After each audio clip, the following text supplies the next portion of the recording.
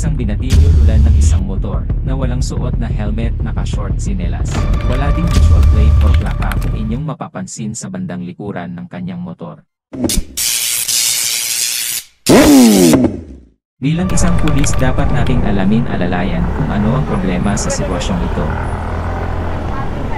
Ang inyong susunod na matutunghayan. Sa pagkakataong ito, nag-counterflow ang ating pakay, kaya't napilitan tayong habulin din sila. Iwasan natin ang mga ganitong eksena, maaaring mapahamak kayo at ang kapwa nyo motorista sa daan. Article Motovlog. Article presented.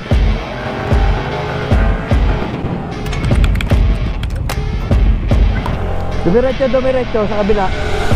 Pumasok yan, pumasok. Black Cadillac, high heel boots and a sexy body full of tats. Baby's bad, oh baby's hella bad. After her there ain't no coming back. Wanna take a run at that. I think she's feeling me. Turn it up a few degrees. Sa pagkakataon na ito, nawawalan na kami ng pag-asa na makita ang hinahabol namin.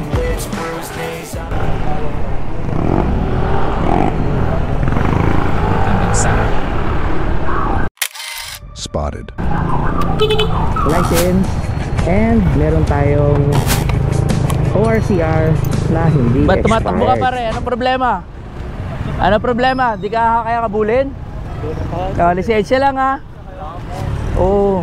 Impound natin kasi driving without license. No driver license. 1. Driving a motor vehicle without a driver's Tumatakbo ka pa license sa code amin. 07. Kala mo di ka namin naabutan pare? Tol. Malas ka. Ha? ORCR labas. Wala ka pa. No visual plate plaka. Wearing slippers. Wearing short. No helmet. Ang plaka, naka-short ka pa, wala ka pang helmet, naka-chinelas ka pa, lahat ng violation nasa iyo pare. Wala pa.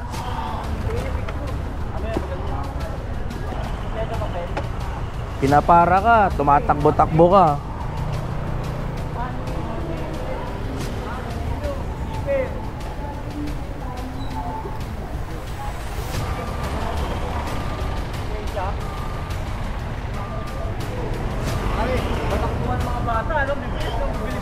Magagaling din kami, but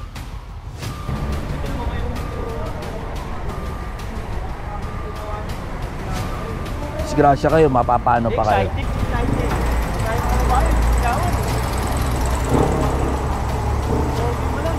Ayos mo yung cellphone mo. Naka-record ako kanina pa pare. Oo.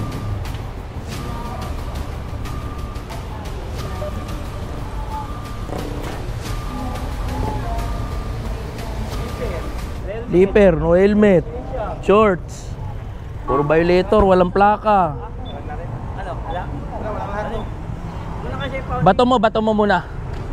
Para official to.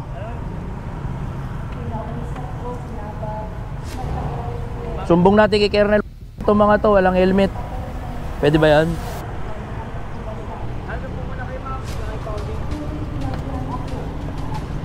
Bato mo muna.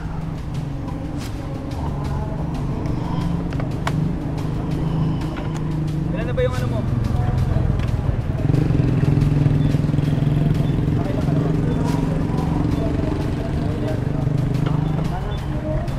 And sleepers.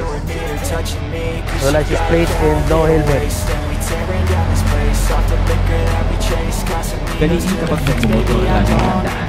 Flag down along Plaza